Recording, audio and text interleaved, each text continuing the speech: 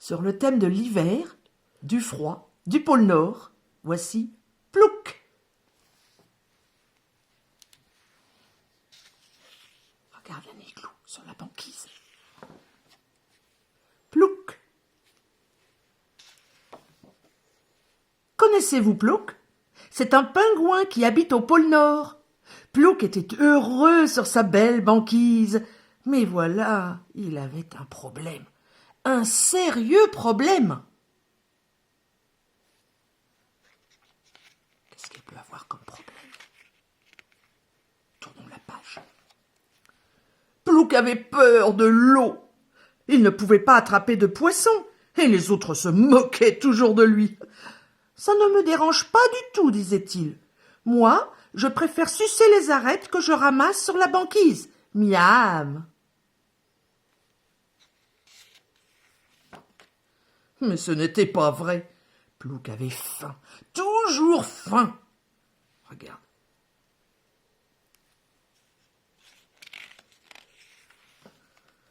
Un jour, Plouc trouva un trou. Une corde était accrochée à un piquet. Le pingouin remonta la corde et découvrit plein de poissons dodus. Ah, quelle aubaine! Il se régala et ainsi apaisa son appétit. Plouc était ravi. Tous les jours, il tourna au trou magique. Jusqu'au jour où une petite esquimaude arriva en hurlant « Voleur! Brigand! Ah, je sais maintenant pourquoi je n'attrape plus de poissons !» Plouc réalisa alors que le trou ne s'était pas fait tout seul.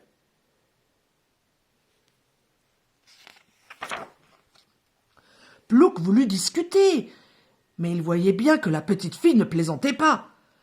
Pendant qu'il filait se cacher, l'esquimaude continuait à crier « Et si tu t'approches encore, tu auras affaire à moi, Touka, la meilleure pêcheuse du pôle Nord. » Regarde combien a-t-elle attrapé de poissons. 1, 2, 3, 4, 5. De sa cachette, Plouc observait Touka tandis qu'elle ramassait ses poissons.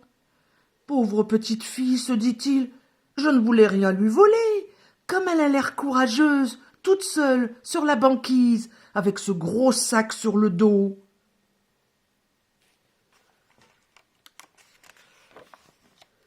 Il décida de la suivre, quand soudain, le sac de la petite fille se décrocha.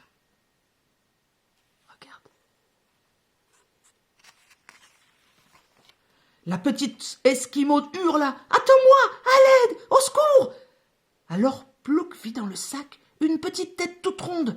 Zou! Sans attendre, et se jeta la tête la première à la poursuite du bébé. Il dévala la banquise à toute allure, oubliant qu'il se dirigeait tout droit vers l'océan. Plouf! Le petit pingouin tomba dans l'eau. « Ça alors, je sais nager !» réalisa-t-il tout étonné. Vite, il attrapa le bébé et oh, hiss, il le ramena à la surface. Les autres pingouins avaient tout vu. Ils décidèrent d'aider Plouc à remonter la falaise. Regarde, il lui faut la courte échelle. Bravo Plouc. La petite fille était désespérée. Elle versait de grosses larmes qui se changeaient aussitôt en glaçons et tombaient sur la banquise en faisant plic, plic. Regarde.